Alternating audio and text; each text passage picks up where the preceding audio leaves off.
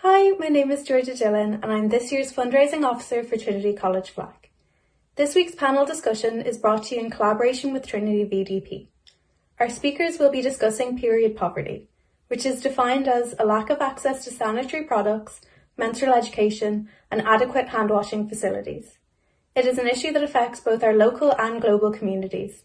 We are so excited to be fundraising for the Homeless Period Ireland for the second year running. Their link will be in the description of this YouTube video and on our Facebook page. I will now pass you on to Emma, who will introduce our speakers. Hi, my name is Emma Bowie and I'm a member of the Vincent de Paul Social Justice Subcommittee, as well as the Youth Advisory Panel for Plan International Ireland. Trinity FLAC and Vincent de Paul are delighted to introduce a diverse panel of esteemed guest speakers from both Ireland and our international neighbours. Today, we will hear from policymakers, activists and community leaders who are working tirelessly to combat both the stigma associated with menstruation and the financial barriers which often prevent those who menstruate from accessing essential products. First, we will hear from Julianne Genter, New Zealand's former Minister for Women and current Green Party MP. Next, we will hear from Rebecca Moynihan, a Labour Senator who recently introduced the Period Products Free Provisions Bill, which if enacted will provide for period products to be freely available in schools, colleges and public service buildings. She will be followed by Sophie Aschiem, co-founder of the non-profit organisation The Pad Project, and executive producer of the Oscar-winning documentary, Period, End of Sentence. Finally, we will hear from Hindo Kposowa, co-founder of Sierra Leone Rising, an organisation that works in Sierra Leone in the areas of public health and women's empowerment, and provides women with lessons on how to make reusable sanitary products, as alternatives are often not available. We are delighted that you've decided to join us today for what we hope will be an extremely enlightening and educational conversation. Tēnā koutou katoa, warm Pacific greetings from the other side of the globe. My name is Julianne Genter. I'm a Member of Parliament for the Green Party of Aotearoa, New Zealand. And in the past term of government, I was the Minister for Women in the New Zealand government. When I became Minister for Women, the issue of period poverty was definitely bubbling along in the public consciousness. And it really stood out to me as something that particularly young women, but many women, were passionate about addressing. I was getting a lot of correspondence about the issue, and there were a number of different community groups and NGO groups that had formed with the specific goal of advocating for action on this issue. Like all women and some other people, I've had my period since I was 11 years old. It's something I've had to deal with, pretty much 12 times a year, except for when I was pregnant and breastfeeding. And it's an additional burden on those who get periods to have to purchase products for themselves to deal with it. And in some parts of the world, Scotland in particular, they've really taken some incredible effective action to provide equity to those who get periods by ensuring that there are free products available for anyone who needs them. Of course, as a Green Party MP, it's also been really important to me to ensure that there are sustainable alternatives. So we're not just creating a whole lot of waste, but that there are sustainable, affordable, and effective products available for people who get their periods so that they're able to do all the normal things that they would do if they didn't get it. So this became quite a big issue. It wasn't something that any of the political parties had specifically campaigned on, but it was very clear that it was affecting a large portion of particularly young women in households that are low income, to the point where some research has suggested that as much as 12% of girls and young women might miss out on school because they didn't have sufficient access to period products. So I raised this issue with our Prime Minister, Jacinda Ardern, and it became something she was really passionate about taking action on as well. And during our term of government, we were able to devise a program starting in just a few schools, but eventually rolling out to all schools and kura here in New Zealand that would ensure that there were plastic-free products available to those who need them, and that we also address the issues around stigma, that we provide sufficient education and a warm environment where we say periods are a normal part of life, and they're nothing to be ashamed of. And we don't want that to be a barrier to young women accessing opportunities like education, work, or even social and family activities. So I'm really proud of the work that we achieved last term in securing funding for this new program. I think the COVID shutdown had slightly disrupted the rollout, but as we're pretty much back to normal and schools are open here in New Zealand, I do believe it will be rolling out this year to all schools. And it's also of great interest to me and many of the young activists who've been fighting for action on this issue to ensure that not only are their products available, but that they are green and environmentally friendly choices, and that, again, we provide that education and wraparound support to stop stigma and shame that's associated with periods. I'd say that the most effective voices for this issue were young women who were directly affected or speaking on behalf of young women who are directly affected, who don't have access to period products. And it was really that community grassroots organization running campaigns that raised the issue in the public to the point where the Prime Minister and the Minister for Women were able to secure funding and take action on the issue. So I congratulate you on the efforts that you're making to raise awareness of this issue, and I'm sure that you can get effective political action by organizing and pushing for equity. My name is Rebecca Moynihan and I'm a Senator with the Labour Party. My journey on period justice began when I was on Dublin City Council, and I was aware that there were issues with people affording sanitary towels and sanitary or period provision. So I put a motion to the City Council that in all of our buildings we would have free period products there. It's a basic hygiene issue. We provided soap, we provided toilet roll, and I was like, why not provide period products? So I got the support of my colleagues, and they supported me to insert €100,000 into the budget the following year for the rollout of it. It was a difficult enough process having to go to people, and they were like, this is a bit mad, isn't it? Like, why do we have to do this? And I was like, well, just get a basket, get a couple of sanitary towels, get a couple of pads, put them in and put them into the centres. So they initially did a pilot project of them, and there were 3 centres that they rolled it out into, and I went to visit one of the centres as it was being rolled out, just to have a chat to people and say, you know, how's it going? And one of them said they didn't think about it, but it got a really, really good response. It wasn't abused at all. People were really happy for it to be there. And just one person came in and had taken, you know, a couple more than she needed. But the woman said to me, she was like, but it's fair enough, she needed to take them. And for me, that's okay. This is about addressing period poverty. And for those who can't afford the sanitary and period towels that they need and provision that they need, that the state provides them. We know from Plan International research that 50% of girls say that they miss school because they get caught out and can't afford period products. So this is a good way of addressing it. I'm now in the Senate, and inspired by what Monica Leone, my Labour colleague in the Scottish Parliament, did, have put a piece of legislation that will provide free period products in educational institutions, schools and public buildings. I think this is really important, and from what Scotland have done, we know that it's successful. Their pilot programmes have worked really, really well, and they've really laid the groundwork for what we can do in this country.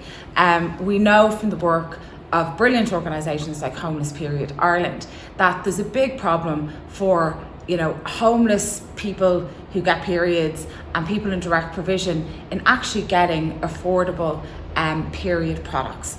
In a pandemic, places that people would have gone to, like Deals, are closed down because they're non-essential, and so the price of them and what's available is being forced up.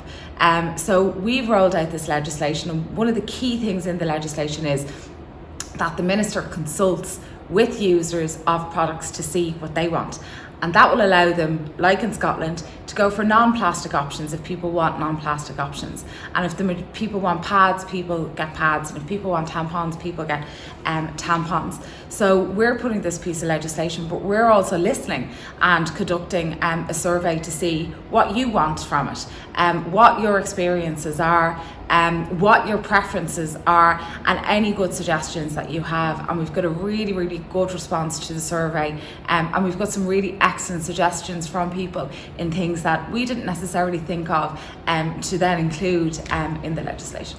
We also know that there's a huge issue of shame and stigma around periods.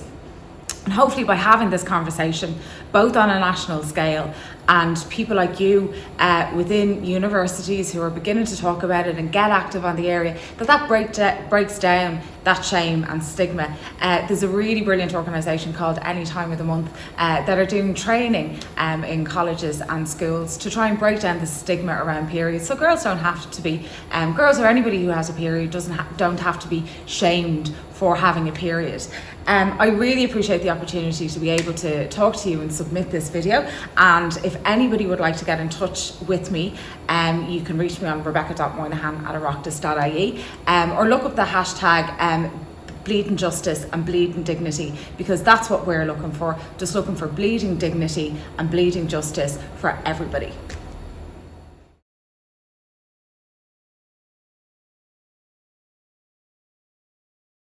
Hi, my name is Sophie Aschiem. I am a co-founder of the PAD Project, a youth-run nonprofit organization dedicated to eradicating period poverty and period stigma. I'll be speaking to you today about our work, who we are, what we do, why we do it, and how young people can get involved in the menstrual equity space and make positive change. But before I get started, I just wanted to say thank you to FLAC for putting together such a wonderful event, and to Georgia Dillon for asking me to be a part of it, and for being a wonderful organizer. So thank you. All right, so what is the PAD Project? The PAD Project, as I mentioned, is a youth-run organization, and our mission is to create and cultivate partnerships to end period stigma and empower women and menstruators worldwide. And we envision a world in which periods are destigmatized and every person in need of period care products can access them in a safe and hygienic manner. We basically want to do the work until we are obsolete. We understand that this requires more than just product donation. We believe that menstrual equity is fundamentally about empowering menstruators socially, politically, and economically. And so depending on which community we are working with, our work will look very different and we will take many different approaches. And as such, our work takes a multi-pronged approach to achieving menstrual equity. We combine the implementation of manual pad making machines and washable cloth pad programs, sexual and reproductive health workshops, and domestic advocacy work in order to achieve a more well-rounded, solution-oriented action network for our work. That's a very high-level overview of the work we do. But before I get more detailed, just to give a bit of brief background into the roots of the PAD Project, we started as a group of high school students who were passionate about this topic, and our English teacher, who was also passionate about this, but who was mostly passionate about us, and she's incredible. And we were becoming socially aware individuals. We were lucky enough to have never experienced period poverty ourselves, but as delegates to the Commission on the Status of Women at the UN, which was an unbelievable experience, we were able to hear member nations discuss how period poverty, way back in 2013, I believe, was something that was keeping girls out of school once they hit puberty, was keeping women from reaching certain jobs or certain positions in job markets, and was just really a barrier to entry in many aspects of women's empowerment. And so that felt like such a fundamental kind of shift for us, in a way that we hadn't anticipated, because obviously all of us had had a period, all of us had gotten a period and knew what a period was, but we didn't really ever had to think about what would happen if you couldn't manage your period? And that was because we were coming from a place of extreme privilege. And so not only was this a moment of reckoning for us personally, but this very much changed, I think, the course of our lives in terms of what we were going to study and do with ourselves. And we quickly realized that, okay, well, period poverty totally exists in the developing world. But just because the developing world is dealing with this doesn't mean that we in our home of Los Angeles are not also dealing with this. Like, subsequently, wouldn't anyone who is living below the poverty line, anyone experiencing homelessness, food insecurity, housing insecurity, wouldn't they also have a hard time affording pads and tampons routinely, if not always? And so we very quickly became aware that if this is something that we became very passionate about and wanted to work on the international stage, we also needed to be sure that we were tackling this domestically and in our own backyards as well. And working close to home has always been incredibly important to me. And making sure that we are involved in our own communities has been really, really special. And so having worked very closely with the downtown women's shelter in Los Angeles, we also then reached out to a community we had a very robust relationship with in India. I'm sorry about my Slack notifications going off. But we reached out to a community we had a very robust relationship with in India, the village of Katakira, and in discussions with them, we learned that, yes, period poverty was an issue they were facing as well, but it wasn't just a lack of access to the physical pads, but it was also this taboo. Not only in India are periods not talked about in public, they're not talked about in private at all. It's not just a lack of education, there is just zero discussion. It is the strongest taboo in the nation. And that was something that was really hard for us to comprehend. And to this day, I don't think I will ever comprehend that because I did not grow up in India. I am not Indian. And that is not something that I've ever had to live through. And so we quickly realized that, okay, well, if we were going to work with this community, with our partners there, to try and get them access to period care products, we also had to very quickly pivot and also figure out ways to help them break down these barriers of taboos, because there was no way that we could, sustainably get access to pads for them if the men in their community were going to shut down any and all discussions about periods and pads, and if the women themselves did not feel comfortable talking about this. And so not only did something as kind of literally large as a pad machine quickly come up, but we also wanted to film the work that we were doing with them in the village and create a educational film that we could use in our own community as well. I think that along the way we learned that this taboo is so pervasive that it's literally everywhere. It is in every community, even if we aren't ready to admit it. There is a taboo surrounding periods, surrounding menstruation, whatever you want to call it, on flow, riding the red wave. The fact that we have so many stupid little nicknames for our periods because we can't call them what they are, because we have been socialized to ignore them, to fear them, to be feeling ashamed of them. And so we realized that in our own community, in order to tackle period poverty, we also had to work around this taboo.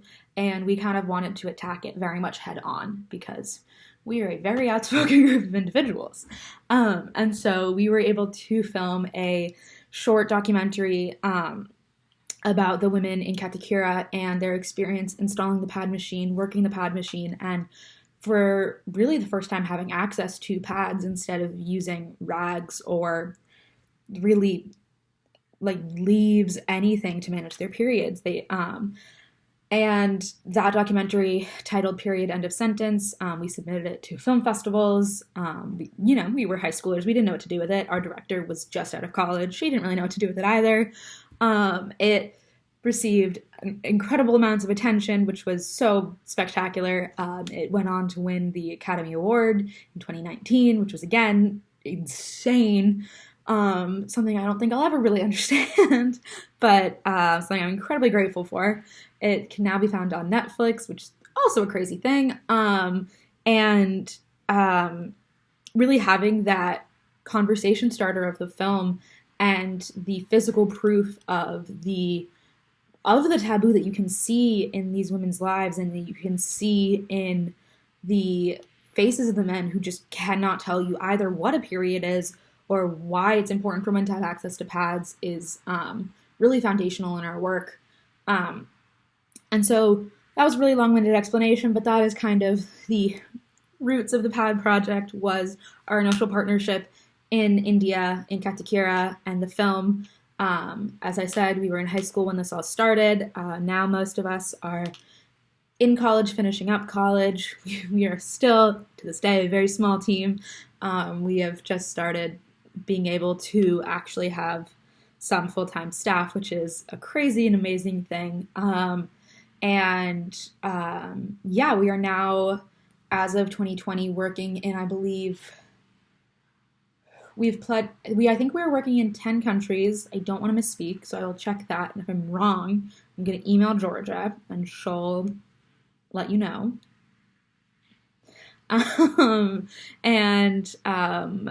And all of those projects are either washable cloth pad programs for communities who do have access to reliable water sources, or manual or semi-automated pad making machines for communities where there is either a reduced water supply or where they made the choice to employ more women at a time with these machines. And what is really exciting about all of our work is that oftentimes there is that aspect of social enterprise as well, and the ability to create that microeconomy and that sustainable enterprise aspect, which, as I mentioned, the economic empowerment is incredibly important because providing access to pads is really just one aspect of lifting women out of period poverty. So that is where we are today, which is incredibly exciting. We also, in the last year, rolled out our ambassador program, which is how I was connected to Georgia. She is one of my incredible ambassadors. She's been so amazing to work with. We have 94 ambassadors from, I believe, 25 different countries, which is insane. Also from many U.S. states. And getting to work with such a diverse, incredible community of people who care about period poverty and menstrual equity has been so amazing. It's really been a dream of ours from the very beginning to just be able to connect with people who care about this issue as much as we do. And I really couldn't be more grateful. I'm going to sign off now so I don't keep rambling at you. But thank you again for having me and for being interested in the work of the PAD Project. You can check us out at our website, thepadproject.org. You can check us out on Instagram, Facebook, Twitter, although our Twitter's not that active. It's going to get more active, I promise. We have a Facebook group you can join if you're interested in hearing about different ways and opportunities to get involved in the menstrual equity space. Other activists post their work there.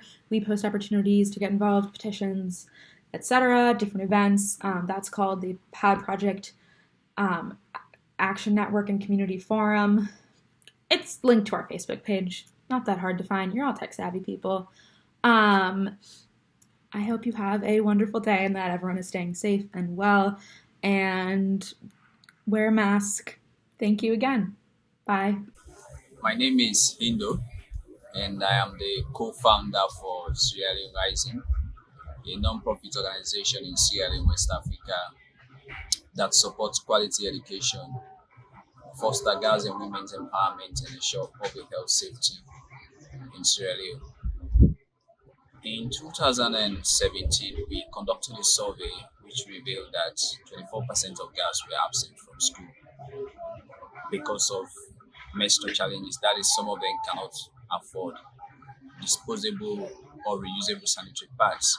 And so I was concerned to see what solution we could actually develop in trying to end that challenge to ensure that girls are in school during their period, and also not only that they can be in school during their period, but also they can feel confident to participate in public gatherings and other events.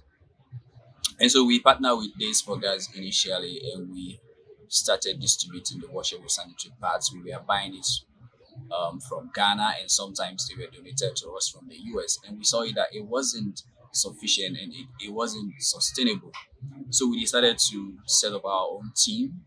In 2018, we set up our own team. And over the years, we have been able to distribute over 2,500 washable sanitary pads to girls, and we have had over 20 menstrual hygiene management sessions. And we do not only provide the washable sanitary pads to girls, but we also provide reproductive health education to girls so that they actually know when their body is fully matured how reproduction actually takes place.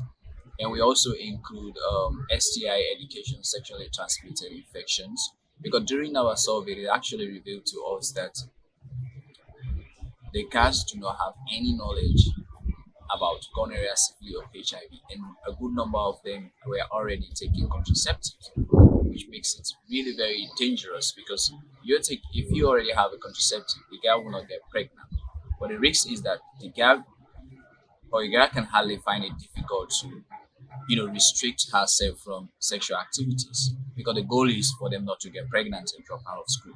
But at the end of the day, the health factor are not looked into, which makes the future very difficult as far as their health is concerned. And over the years, in 2019, we partnered with the PAD project and we have done amazing work. We have reached over 600 girls through the support from the PAD project. And we are working with different organizations. Presently, I am the coordinator for washable sanitary pads for the PAD project, and we share best practices. I give directions and see that other organizations also set up a team to foster washable sanitary pad. It has quite been an interesting program, and recently the PAD project had another organization that actually did evaluation of our work, which revealed that 100% of girls are really comfortable in using our washable pads, and the girls actually appreciate our effort. And we've also been working on trying to ensure sustainability and also to ensure that the girls can actually do their own washable pads without getting one from us. Our washable pad lasts for 2 to 4 years, and we have been teaching the girls how to self-stitch theirs so that after 2 or 4 years, they can actually handle the situation on their own, which makes it more sustainable. It has been an amazing job, and a lot of people actually they say, "Oh, you are a man and you're working on this. How do you feel?" I feel very confident. It makes the girls feel loved and they feel appreciated. Seeing a man coming forward, talking to them about menstrual management, gives them the confidence that they are being cared for. And it's always amazing. Most of the time when we are doing it, they are excited. They feel that this is not a situation that they are solely handling. And we also include boys in our sessions to make sure that we break the stigma. So the boys actually understand that this is a biological situation, and that's why we all exist, and that we have to partner and support women and girls within our community. They should not be discriminated. It should not be a taboo. We should talk about it to see how we can provide best solutions and make it accessible so that girls can be participate fully, realize their potential. It's been an interesting journey. I love it, and we will continue to do our best to reach more girls, not only in Australia, but the world at large. And we are also open to see how we can support other groups to set up similar work, to see that it's not only something that is limited to my community or my country, but it's something that we can handle globally. Thank you very much.